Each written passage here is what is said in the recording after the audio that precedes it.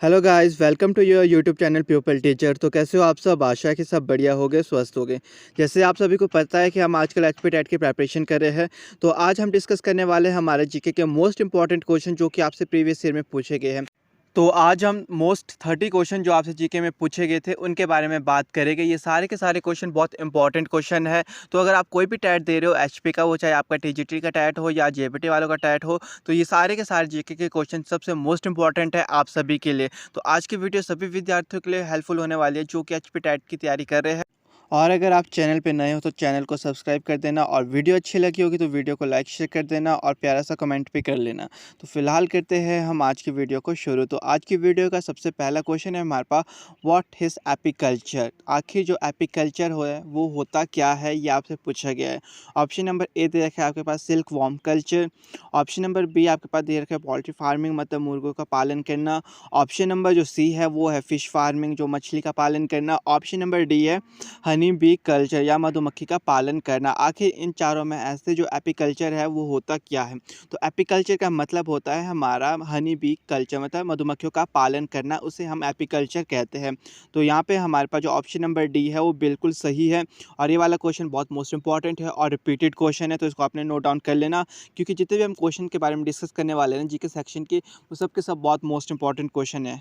Next question number 2 है हमारे पास, what is the cause of tides. आखिर जो आपके पास ज्वार भाटा है उसको क्यों आता है, उसका क्या कारण है जो कि आपका ज्वार भाटा आता है, तो उसका आने का क्या कारण है वो आपसे यहाँ पे पूछा गया है क्वेश्चन में। तो ऑप्शन नंबर ए आपके पास दे रखा है ड्यू टू सी वेव्स, और ऑप्शन नंबर बी आपके पास दे रखा है gravitational force of moon and earth, and option number D C आपके पास दे रखा है due to ships, and option number D है ऑल ऑफ द अबव। तो ऑल ऑफ द अबव तो बिल्कुल ही नहीं होगा इसका आंसर। तो जो आपके जो ज्वार भाटा आता है, जो उसका कारण होता है वो होता है आपका gravitational force of moon and अर्थ, यानी कि जो आपके पास ऑप्शन नंबर बी है वो बिल्कुल सही है। नेक्स्ट क्वेश्चन सबसे इंपॉर्टेंट क्वेश्चन, ये आपके पास प्रीवियस ईयर में 3-4 बार पूछा गया क्वेश्चन है। आपको पता है जो आपका जीके सेक्शन है वहाँ पे आपका एचपी जीके भी आती है, इंडियन जीके भी आती है, साइंस भी आती है, एसएसटी भी आती है। इनके रिगार्डिंग आपसे क्वेश्चन हर साल पूछे जाते हैं। तो ये वाला क्वेश्चन देखो आपके पास साइंस सेक्शन से आया हुआ है। तो क्वेश्चन है आपके पास, what is the chemical formula of baking soda. आखिर जो बेकिंग सोडा है उसका जो केमिकल फार्मूला है वो क्या होता है? तो ऑप्शन नंबर ए आपके पास दे रखा है Na2CO3, और ऑप्शन नंबर बी आपके पास दे रखा है NaHCO3, और ऑप्शन नंबर सी आपके पास दे रखा है NaCl, और ऑप्शन नंबर डी आपके पास दे रखा है NaSO4। तो जो आपका बेकिंग सोडा का जो केमिकल फार्मूला होता है वो होता है आपके पास NaHCO3, यानी कि जो आपके पास ऑप्शन नंबर बी है वो बिल्कुल सही है। और इस क्वेश्चन को आपने ध्यान में रखना, क्योंकि ये वाला क्वेश्चन बहुत बार पूछा जाता है, मोस्ट इंपॉर्टेंट है और रिपीटेड क्वेश्चन है। केमिकल फार्मूले से कई बार क्वेश्चन पूछ ही देते हैं, तो ये वाला क्वेश्चन रिपीटेड है, तो इसको नोट डाउन कर लेना आपने। नेक्स्ट क्वेश्चन फिर से आपके पास साइंस सेक्शन से पूछा गया। तो क्वेश्चन है आपके पास, what is the range of human hearing. जो मानव के ध्वनि की जो क्षमता होता है उसका परिसर क्या होता है, ये आपसे पूछा गया है। तो आपको पता है यहाँ पे 3-4 ऑप्शन दे रखे हैं। ऑप्शन नंबर ए है आपके पास 20 हर्ट्ज टू 20,000 हर्ट्ज, और ऑप्शन नंबर बी आपके पास 20 हर्ट्ज टू 2,000 हर्ट्ज, तो ऑप्शन नंबर सी दे रखा है आपके पास 20 हर्ट्ज टू 200 हर्ट्ज, और ऑप्शन नंबर डी आपके पास 20 हर्ट्ज टू 25 हर्ट्ज। तो आपको पता है जो आपके पास रेंज होती है ह्यूमन हियरिंग की वो आपकी होती है 20 हर्ट्ज टू 20,000 हर्ट्ज तक। तो यानी कि जो आपके पास ऑप्शन नंबर ए है ये बिल्कुल सही है। और ये वाला क्वेश्चन भी आपका मोस्ट इंपॉर्टेंट क्वेश्चन है, क्योंकि हम जितने भी क्वेश्चन के बारे में डिस्कस कर रहे हैं वो सारे के सारे जीके के क्वेश्चन आपके बहुत मोस्ट इंपॉर्टेंट है। आपको पहले भी 2 वीडियो मिल चुकी है जीके सेक्शन की, जो उनको भी आपने देख लेना, क्योंकि वो वहाँ पे भी हमने मोस्ट इंपॉर्टेंट क्वेश्चन के बारे में डिस्कस किया है। एक वीडियो में तो हमने जो आपके पास करंट अफेयर से जो क्वेश्चन पूछे जाता है उसके बारे में डिस्कस किया हुआ है, और जो आपके पास एक और वीडियो दे रखी है उसमें हमने कर रखा है जो प्रीवियस ईयर में क्वेश्चन पूछे गए मोस्ट इंपॉर्टेंट। तो आप जितनी भी वीडियो आपको जीके सेक्शन की मिल रही है इन सभी को आपने देख लेना, क्योंकि ये सबसे मोस्ट इंपॉर्टेंट वीडियोज़ है आप सभी के लिए, और जो क्वेश्चन है वो भी सबके सब आपके पास रिपीटेड है, प्रीवियस ईयर में पूछे गए हुए हैं। नेक्स्ट क्वेश्चन सबसे मोस्ट इंपॉर्टेंट क्वेश्चन। तो क्वेश्चन है आपके पास, what is the pH value of water. PH value से क्वेश्चन आपसे पूछा जाता है, तो ये आपने याद रखना। एक बार आपके पास क्वेश्चन भी पूछा गया था, जब हमें पीएच वैल्यू को मेज़र करना होता तो हम किससे मेज़र करते हैं, तो वो पीएच से ही हम मेजरिंग करते हैं। पीएच जो स्केल होता है उससे हम पीएच वैल्यू को मेज़र करते हैं। ये वाला क्वेश्चन भी यहाँ से पूछा गया था आपके पास। तो यहाँ पे आपको पूछा गया है कि पीएच वैल्यू ऑफ वाटर, आखिर जो वाटर है उसकी पीएच वैल्यू कितनी होती है। ऑप्शन नंबर ए आपके पास दे रखा है 5, ऑप्शन नंबर बी आपके पास दे रखा है 6 और ऑप्शन नंबर सी आपके पास दे रखा है 7 और ऑप्शन नंबर डी आपके पास दे रखा है 8। तो आपको पता है जो आपकी पीएच वैल्यू होती है वाटर की वो आपके पास 7 होती है। तो यहाँ पे आपके पास जो ऑप्शन नंबर सी है वो बिल्कुल सही है। नेक्स्ट क्वेश्चन सबसे मोस्ट इंपॉर्टेंट क्वेश्चन है ये आपके पास। क्वेश्चन नंबर 126 पूछा गया है, when did the first man step on moon. तो पहला व्यक्ति चंद्रमा पर कब गया। तो फर्स्ट जो पहला कदम था चंद्रमा पे कब रखा गया था, ये वाला क्वेश्चन भी आपसे पूछा जाता है और किसने रखा था वो भी आपसे पूछा जाता है। तो कब रखा था वो मैं आपको बताऊंगा और किसने रखा था वो आप लोग बताएंगे कमेंट बॉक्स में। तो ऑप्शन नंबर ए आपके पास दे रखा है 1962, ऑप्शन नंबर बी आपके पास दे रखा है 1965, ऑप्शन नंबर सी है हमारे पास दे रखा है 1967 और ऑप्शन नंबर डी है हमारे पास दे रखा है 1969। तो जो हमारा फर्स्ट कदम जो मून के ऊपर चांद के ऊपर रखा गया था वो रखा गया था 1969 पे, यानी कि जो हमारे पास ऑप्शन नंबर डी है वो बिल्कुल सही है। और किसने रखा था वो आप कमेंट बॉक्स में बताइएगा। नेक्स्ट क्वेश्चन की बात करें अगर हम 127 थी, सबसे मोस्ट इंपॉर्टेंट क्वेश्चन है आपके पास और बहुत बार रिपीटेड क्वेश्चन है विच is the natural satellite of earth. जो आखिर जो पृथ्वी है उसकी जो नेचुरल सैटेलाइट है वो क्या है, यानी कि जो पृथ्वी का प्राकृतिक उपग्रह कौन है। जो पृथ्वी है उसका जो नेचुरल सैटेलाइट है वो कौन है वो आपसे पूछा गया है। ऑप्शन नंबर ए आपके पास दे रखा है मार्स, ऑप्शन नंबर बी आपके पास दे रखा है मून, ऑप्शन नंबर सी आपके पास दे रखा है आर्यभट्ट और ऑप्शन नंबर डी आपके पास दे रखा है इंसेट मतलब INSAT। तो आपके पास यहाँ पे 4 ऑप्शन दे रखे हैं और यहाँ पे पूछा गया है कि विच is the natural satellite of earth. तो जो नेचुरल सैटेलाइट है अर्थ की वो हमारे पास है मून यानी कि चंद्रमा। ऑप्शन नंबर जो बी है आपके पास वो बिल्कुल सही है। नेक्स्ट क्वेश्चन सबसे मोस्ट इंपॉर्टेंट क्वेश्चन है आपके पास। क्वेश्चन पूछा गया है what is the speed of sunlight. आखिर जो सूर्य का प्रकाश की गति क्या है और कितनी है, ये आपसे पूछा गया है। ठीक है, तो ऑप्शन नंबर ए है आपके पास दे रखा 3 × 10⁻⁵ किलोमीटर पर सेकंड और ऑप्शन नंबर बी आपके पास दे रखा है 3 × 10⁻6 किलोमीटर पर सेकंड और ऑप्शन नंबर सी आपके पास दे रखा है 3 × 10⁸ किलोमीटर पर सेकंड और ऑप्शन नंबर डी आपके पास दे रखा है 3 × 10⁴ किलोमीटर पर सेकंड। तो आपने सबसे पहले अगर देखा होगा ऑप्शन सारे आपके पास किलोमीटर पर सेकंड में दे रखे हैं, यानी कि अब आपको बताना है कि जो स्पीड है सनलाइट की वो कितनी होती है। अगर आपके पास मीटर पर सेकंड दे रखा होता तो हमारे पास होता 3 × 10⁻⁻ मीटर पर सेकंड, क्या होता था तब 3 × 10⁸ बट यहाँ पे आपके पास किलोमीटर पर सेकंड में पूछा गया है। तो हमारा सही ऑप्शन है हमारे पास ऑप्शन नंबर ए 3 × 10⁵ किलोमीटर पर सेकंड। तो इस क्वेश्चन में आपने ध्यान रखना है क्योंकि बहुत बार जो बच्चे हैं वो जल्दबाजी में गलत करके टिका जाते हैं।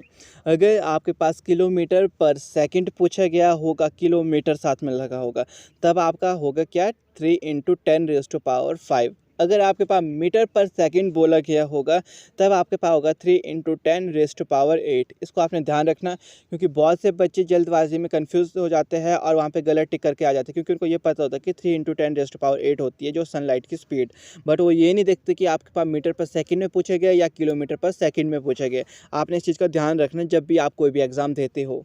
Next question most important question है आपके पास। क्वेश्चन है आपके पास 129 है, who is the founder of Ramakrishna mission. जो आपके पास रामाकृष्ण मिशन थे उसका जो फाउंडर थे वो कौन थे। ऑप्शन नंबर ए आपके पास दे रखा है विवेकानंद, ऑप्शन नंबर बी आपके पास दे रखा है परमहंस, ऑप्शन नंबर सी आपके पास दे रखा है टैगोर और ऑप्शन नंबर डी आपके पास दे रखा है सावरकर। तो आपके पास जो रामाकृष्ण मिशन के जो फाउंडर थे वो थे हमारे पास स्वामी विवेकानंद, यानी कि जो हमारे पास यहाँ पे ऑप्शन नंबर ए है ये बिल्कुल सही है। और ये क्वेश्चन बहुत बार पूछा जाता है तो ध्यान रखना आपने, जो विवेकानंद थे वो आपके रामाकृष्ण मिशन के क्या थे, फाउंडर थे। जब भी आपसे क्वेश्चन पूछा जाए तो आप इस चीज़ को ध्यान में रखना है। नेक्स्ट क्वेश्चन है हमारे पास, सबसे इजी क्वेश्चन है और बहुत बार पूछा जाता है क्योंकि जब भी आपसे देखेंगे आप कोई भी एग्ज़ाम दोगे तो आपके पास यहाँ से क्वेश्चन हर साल बनता है और बहुत बार पूछा जाता है ये वाला क्वेश्चन। तो क्वेश्चन है आपके पास, in which year the National Congress came into existence. तो आपके पास जो नेशनल कांग्रेस की स्थापना कब हुई थी, आखिर आपकी जो नेशनल कांग्रेस थी उसकी स्थापना कब हुई थी, ये वाला क्वेश्चन बहुत बार पूछा जाता है। मोस्ट इंपॉर्टेंट और रिपीटेड क्वेश्चन है। तो आपके पास ऑप्शन नंबर ए दे रखा है आपके पास 1880, ऑप्शन नंबर बी आपके पास दे रखा है 1885, ऑप्शन नंबर सी आपके पास दे रखा है 1888 और ऑप्शन नंबर डी आपके पास दे रखा है 1890। तो जो हमारे नेशनल कांग्रेस की स्थापना हुई थी वो हुई थी हमारे पास 1885 में, यानी कि जो हमारे पास ऑप्शन नंबर बी है वो बिल्कुल सही है यहाँ पे। नेक्स्ट क्वेश्चन आपके पास पूछा गया है, dash is a rabi crop, आखिर जो रबी की फसल है वो कौन सी है।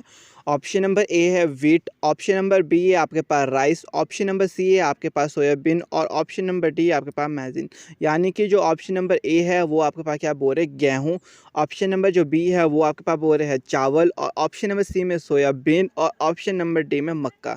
तो आप सभी को पता है कि जो रबी क्रॉप होती है वो हमारी गर्मी सर्दियों की क्रॉप्स होती है, यानी कि जो हमारे अक्टूबर के बाद उगाई जाती है, अक्टूबर, नवंबर, दिसंबर, जो इन महीनों में उगाई जाती है वो हमारी रबी क्रॉप के अंदर आती है। और जो हमारी खरीफ क्रॉप होती है वो हमारी गर्मियों की क्रॉप्स होती है, जून, जुलाई, अगस्त तक की।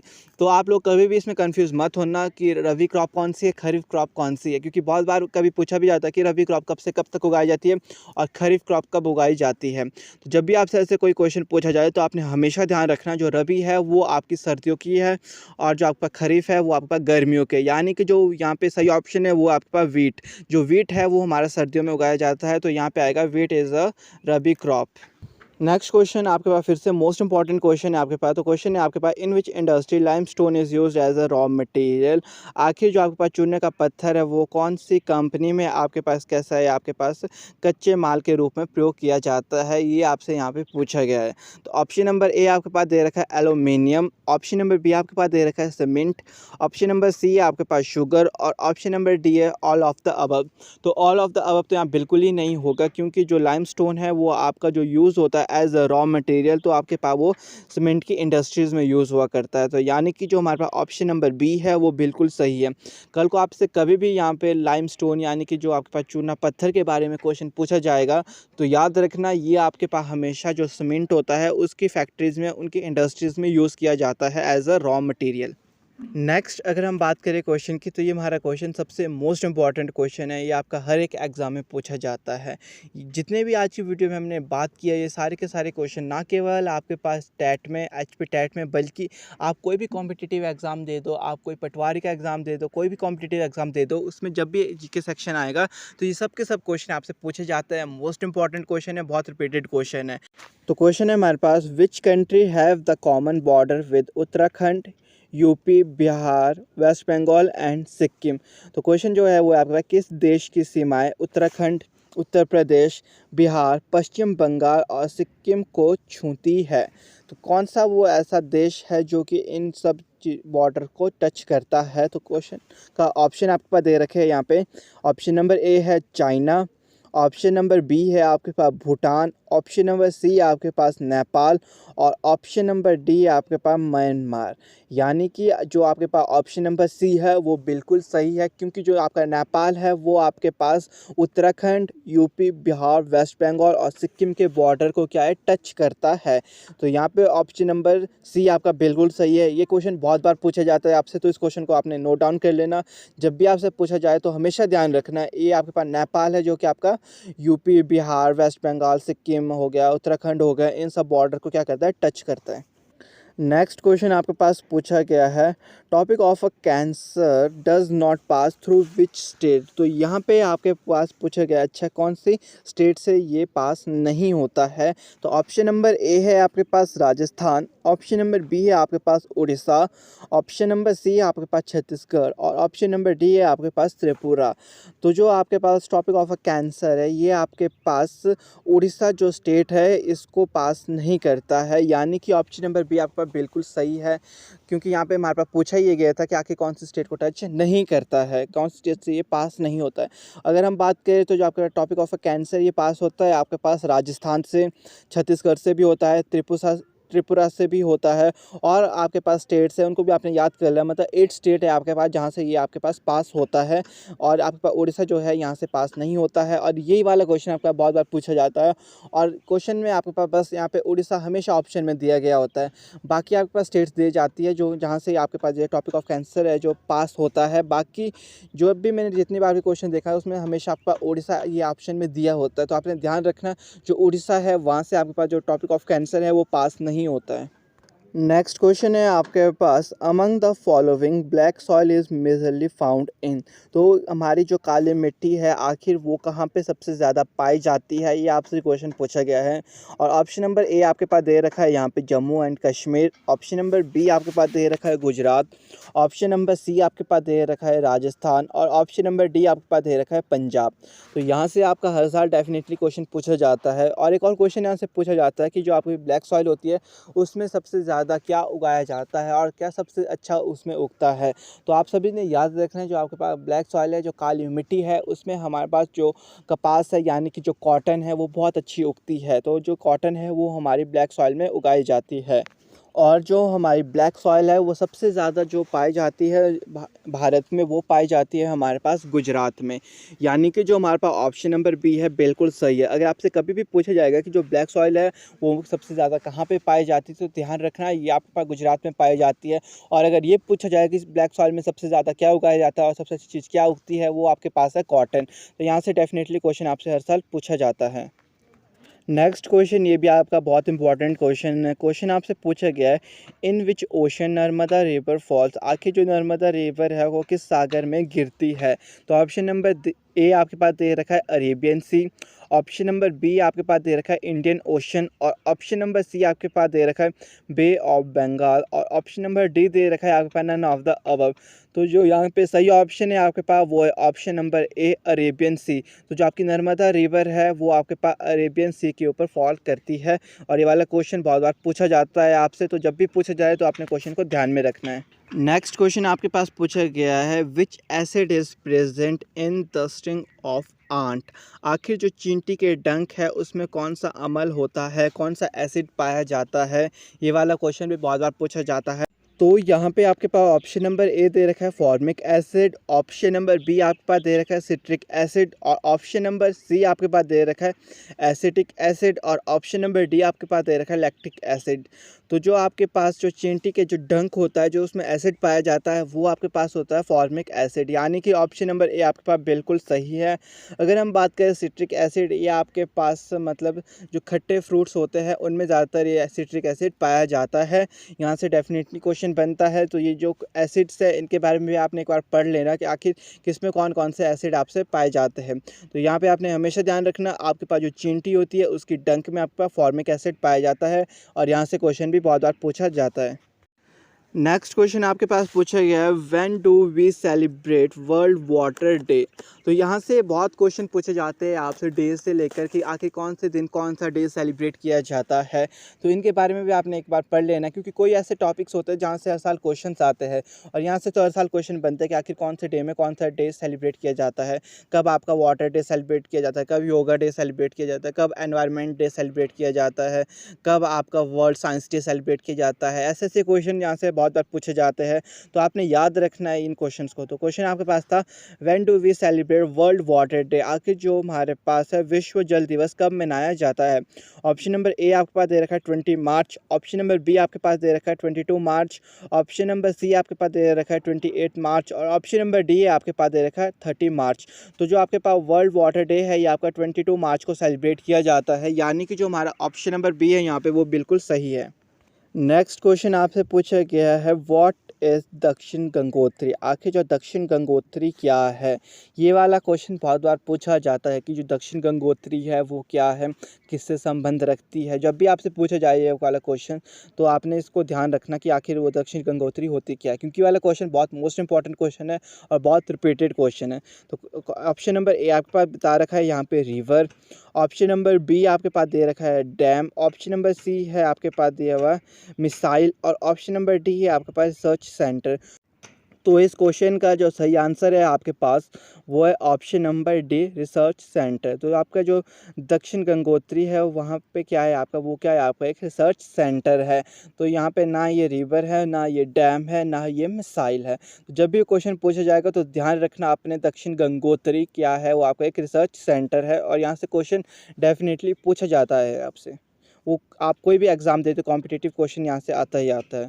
नेक्स्ट क्वेश्चन की बात करें तो यहाँ पे है, according to area which is the largest state of India. तो जो क्षेत्र के द्वारा क्षेत्रफल के अनुसार अगर हम पूछा जाए आपसे कि जो क्षेत्रफल के द्वारा जो भारत है उसमें कौन सा ऐसी देश है, कौन सा ऐसा राज्य है जो कि क्या है सबसे बड़ा है। तो ऑप्शन नंबर ए आपके पास दे रखा है यहाँ पे महाराष्ट्र, ऑप्शन नंबर बी आपके पास दे रखा है Uttar Pradesh, option number C आपके पास है राजस्थान और ऑप्शन नंबर डी है आपके पास आंध्र प्रदेश। तो यहाँ पे जो सही ऑप्शन है वो है आपके पास ऑप्शन नंबर सी यानी कि राजस्थान। अगर हम एरिया वाइज बताएं तो जो आपके पास लार्जेस्ट स्टेट है इंडिया की वो आपके पास राजस्थान है। तो यहाँ से भी क्वेश्चन बनता है आपके पास कि कौन सी स्टेट आपके पास लार्जेस्ट है। कई बार पॉपुलेशन के हिसाब से पूछ जाता है, कई बार एरिया के हिसाब से, कई बार कुछ करके पूछ देते हैं क्वेश्चन। तो ये भी आपने एक बार पढ़ लेना अच्छे से। Next question most important question, ये आपका हिस्ट्री से पूछा गया है। तो आपका क्वेश्चन है आपके पास टोडर मल was the finance minister of. जो आपके पास टोडर मल था वो किसका फाइनेंस मिनिस्टर था। तो ये आपके पास अकबर का फाइनेंस मिनिस्टर था, यानी कि ऑप्शन नंबर ए है आपके पास बिल्कुल सही है। और यहाँ से भी कई बार क्वेश्चन पूछ देते हैं आपके पास इस क्वेश्चन के रिगार्डिंग, तो इसको भी आपने नोट डाउन कर लेना। नेक्स्ट क्वेश्चन सबसे मोस्ट इंपॉर्टेंट क्वेश्चन है आपके पास। तो क्वेश्चन आपके पास पूछा गया है in which state is Somnath temple located. आखिर जो आपका सोमनाथ मंदिर है वो किस राज्य में है। ऑप्शन नंबर ए है आपके पास उड़ीसा, ऑप्शन नंबर बी है आपके पास गुजरात, ऑप्शन नंबर सी है आपके पास केरल और ऑप्शन नंबर डी है आपके पास कर्नाटक। तो जो आपका सोमनाथ टेम्पल है वो आपका गुजरात में है, यानी कि ऑप्शन नंबर बी बिल्कुल सही है। अगर आपसे कभी भी पूछा जाएगा कि in which state is Somnath temple located तो वो आपका गुजरात में है। तो इस क्वेश्चन को आपने ध्यान में रखना है क्योंकि यहाँ से क्वेश्चन आपसे पूछा जाता है। नेक्स्ट क्वेश्चन की बात करें तो ये आपका फेस्टिवल से पूछा गया। तो ये क्वेश्चन है आपके पास in which state is Onam festival celebrated. आखिर जो आपका ओनम फेस्टिवल है वो किस स्टेट में सेलिब्रेट किया जाता है। तो ऑप्शन नंबर ए है आपके पास केरल, ऑप्शन नंबर बी है आपके पास Gujarat Rajasthan, option number C है आपके पास असम और ऑप्शन नंबर डी है आपके पास गोवा। तो जो आपका ओनम फेस्टिवल है वो आपका केरल में सेलिब्रेट होता है, यानी कि जो आपका ऑप्शन नंबर ए है यहाँ पे ये बिल्कुल सही है। नेक्स्ट क्वेश्चन है आपके पास व्हेन डिड वास्को दा गेम कम इन इंडिया। जो आपके वास्को दा गेम है वो भारत कब पहुँचे थे। तो ऑप्शन नंबर ए है आपके पास 1490, ऑप्शन नंबर बी है आपके पास 1494, ऑप्शन नंबर सी आपके पास 1496 और ऑप्शन नंबर डी आपके पास 1498। तो जो आपकी ये वास्को दा गेम है ये आपकी जब भारत में पहुंची थी ये पहुंची थी आपकी 1498 पे, यानी कि जो ऑप्शन नंबर डी है आपका वो बिल्कुल सही है यहाँ पे। नेक्स्ट क्वेश्चन आपके पास सबसे मोस्ट इंपॉर्टेंट क्वेश्चन और बहुत ही इजी क्वेश्चन है आपके पास, ये आप सभी को मैक्सिमम सबको पता होगा। In which city is Golden Temple located. तो ऑप्शन नंबर ए आपके पास दे रखा है जयपुर, ऑप्शन नंबर बी है अमृतसर, ऑप्शन नंबर सी है आपके पास पटियाला और ऑप्शन नंबर डी है आपके पास पटना। तो जो आपका गोल्डन टेम्पल है वो आपका कौन सी सिटी में सिचुएटेड है, वो आपका है अमृतसर में, यानी कि जो आपके पास यहाँ पे ऑप्शन नंबर बी है वो बिल्कुल सही है। और यहाँ से डेफिनेटली क्वेश्चन बनता है और जो आपके टेम्पल वाले है यहाँ से भी क्वेश्चन बनता है, फेस्टिवल यहाँ से भी क्वेश्चन बनता है। देखो आज की वीडियो में दो टेम्पल के बारे में आपसे पूछा गया था, एक सोमनाथ टेम्पल हो गया, एक गोल्डन टेम्पल हो गया और फेस्टिवल के बारे में भी आपसे पूछा गया। तो ये ऐसे कुछ टॉपिक्स होते हैं जहाँ से आपके क्वेश्चन बनते हैं, तो इनको आपने नोट डाउन करते रहना। और जैसे अगर हम बात करें इंस्ट्रूमेंट जिससे कि आप मेज़र करेंगे किसी को भी टेम्परेचर ह्यूमिडिटी होगी, वहाँ से भी आपके पास क्वेश्चन पूछते जाता है इंस्ट्रूमेंट के रिगार्डिंग। तो नेक्स्ट क्वेश्चन जो आपका है ये आपका इंस्ट्रूमेंट से ही आया हुआ है क्योंकि इंस्ट्रूमेंट वाला जो टॉपिक है वो मोस्ट इंपॉर्टेंट है। हमने जो प्रीवियस वीडियो में बात किया था वहाँ पे भी आपके पास यहाँ पे क्वेश्चन पूछा गया था। तो यहाँ पे जो क्वेश्चन है आपके पास वो है which instrument is used to generate electricity. जो इलेक्ट्रिसिटी है उसको जनरेट करने के लिए हमारे को कौन से इंस्ट्रूमेंट की आवश्यकता होती है। ऑप्शन नंबर ए है आपके पास जनरेटर, ऑप्शन नंबर बी है आपके पास गैल्वेनोमीटर, ऑप्शन नंबर सी है आपके पास अमीटर और ऑप्शन नंबर डी है आपके पास वोल्ट मीटर। तो यहाँ पे आपके पास ऑप्शन नंबर ए है वो बिल्कुल सही है, जनरेटर। तो जो आपके पास इंस्ट्रूमेंट यूज़ होता है इलेक्ट्रिसिटी को जनरेट करने के लिए वो आपके पास होता है जनरेटर। तो इस क्वेश्चन को भी ध्यान में रखना आपने क्योंकि यहाँ से क्वेश्चन आपके डेफिनेटली हर साल पूछे जाते हैं। नेक्स्ट क्वेश्चन है आपके पास where is Jantar Mantar located. आखिर जो जंतर मंतर है वो कहाँ पर पड़ता है। ऑप्शन नंबर ए है आपके पास दिल्ली, ऑप्शन नंबर बी है आपके पास जयपुर और ऑप्शन नंबर सी है आपके पास उज्जैन। तो जो आपके पास जंतर मंतर है वो आपका दिल्ली, जयपुर, उज्जैन इन सब में लोकेटेड है, यानी कि जो ऑप्शन नंबर डी है वो बिल्कुल सही है। ऑल ऑफ द अबव यहाँ पे आंसर आपका बिल्कुल सही है, क्योंकि जो जंतर मंतर है वो आपका दिल्ली हो गया, जयपुर हो गया और उज्जैन हो गया, इन सभी में लोकेटेड है। Next question most important question है। तो क्वेश्चन आपके पास पूछा गया है, ब्रेन इज़ रिस्पॉन्सिबल फॉर। आपको पता है जो मनुष्य का ब्रेन होता है वो सबसे मोस्ट इम्पॉर्टेंट पार्ट होता है। अगर आपके पास ब्रेन है वो ही आपके क्या पूरी बॉडी को हैंडल करता है। तो आखिर जो ब्रेन का फंक्शन है वो क्या है, किस चीज़ के लिए जो आपका ब्रेन है वो रिस्पॉन्सिबल है, वो आपसे यहाँ पे क्वेश्चन पूछा गया है। ऑप्शन नंबर ए आपके पास बता रखा है थिंकिंग, बिल्कुल सही। जो ब्रेन है वो आपका थिंकिंग के लिए रिस्पॉन्सिबल है। अगर आपको किस चीज़ को सोचना है, किस चीज़ के बारे में सोचना है, तो उसके लिए क्या है, आपको ब्रेन की आवश्यकता ज़रूर होती है। नेक्स्ट अगर हम बात करें हार्ट बीट, तो हार्ट बीट जो हृदय की धड़कन के लिए आपका ब्रेन जो है वो रिस्पॉन्सिबल बिल्कुल है। और नेक्स्ट ऑप्शन नंबर सी आपके पास दे रखा है बॉडी बैलेंस, तो शरीर के संतुलन के लिए भी जो ब्रेन है वो बिल्कुल रिस्पॉन्सिबल होता है। तो ऑप्शन नंबर डी है ऑल ऑफ द अबव, उपयुक्त सभी के लिए। तो ऑप्शन नंबर डी आपका बिल्कुल सही है, क्योंकि जो आपका ब्रेन है वो आपका थिंकिंग के लिए, हार्ट बीट के लिए और बॉडी बैलेंस के लिए बहुत बहुत इंपॉर्टेंट है। इट मीन जो ब्रेन है वो इन सभी चीज़ों के लिए क्या है, आपका रिस्पॉन्सिबल है। तो ऑप्शन नंबर जो डी है वो आपका बिल्कुल सही है यहाँ पे। नेक्स्ट क्वेश्चन ये भी आपके पास साइंस सेक्शन से पूछा गया है और सबसे मोस्ट इम्पॉर्टेंट क्वेश्चन है आपका ये आपका हर एक टैट में पूछा जाता है और हर बार पूछा जाता है। 1-2 साल के बाद तो आपके पास ये क्वेश्चन हमेशा पूछा ही जाता है। प्रीवियस ईयर के अगर आप क्वेश्चन पेपर देखोगे तो ये वाला क्वेश्चन सबसे मोस्ट इम्पॉर्टेंट और सबसे रिपीटेड क्वेश्चन। तो क्वेश्चन आपके पास है, which part of I is responsible for image formation. जो आई का जो एक पार्ट है, तो कौन सा वो पार्ट है जो आपका इमेज फॉर्मेशन के लिए रिस्पॉन्सिबल है, उत्तरदायी है, ये आपसे हमेशा पूछा जाता है। तो जो आपका आई का जो पार्ट आपका रेटिना है, जिसको आप दृष्टि पटल बोलते हैं, ये आपका मोस्ट इम्पॉर्टेंट और रिस्पॉन्सिबल होता है इमेज फॉर्मेशन के लिए। तो जब भी आपसे क्वेश्चन पूछा जाए तो आपने हमेशा ध्यान रखना जो आपका रेटिना है यही आपका रिस्पॉन्सिबल है किसी भी इमेज के फॉर्मेशन के लिए। और ये वाला क्वेश्चन आपसे हर साल पूछा जाता है, आप जो मर्जी टैट दे दो ये वाला क्वेश्चन आपसे पूछा ही जाता है। तो आज की वीडियो में बस इतना ही, मिलते हैं अपने नेक्स्ट वीडियो में एक नए टॉपिक के साथ। तो आज की वीडियो में हमने मोस्ट 30 इंपॉर्टेंट क्वेश्चन के बारे में बात की है जो आपके पास हमेशा एचपी टेट में पूछे जाते हैं। ये वाले जो इंपॉर्टेंट क्वेश्चन थे आपके जीके के, ये केवल ना टैट वालों के लिए बल्कि हर एक कॉम्पिटिटिव एग्ज़ाम के लिए मोस्ट इंपॉर्टेंट है, क्योंकि ये वाले क्वेश्चन जो जीके सेक्शन है वो सबके लिए सेम रहता है और सब सेक्शन में सेम पूछा जाता है। तो आज के लिए बस इतना ही। आशा है कि आज की वीडियो आप सबको अच्छी लगी होगी और वीडियो हेल्पफुल रही होगी। तो वीडियो अच्छी लगी होगी तो वीडियो को लाइक शेयर कर देना, साथ ही साथ चैनल को भी सब्सक्राइब कर देना। Thank you.